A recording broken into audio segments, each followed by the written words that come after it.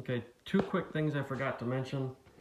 I've got a Praxis M30 carbon crank, and I went this route because I wanted to run these pedals that are standard pedals on one side and clipless on the other.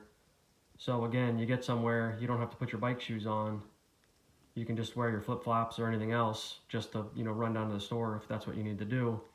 But I still wanted a power meter, and they don't make these with a power meter. So I upgraded the crank to the better version of the stock crank. The stock crank was a Praxis M30.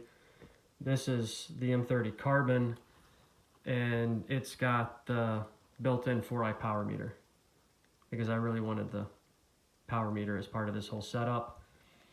And not being able to use it with the pedals, this is the route I chose to go.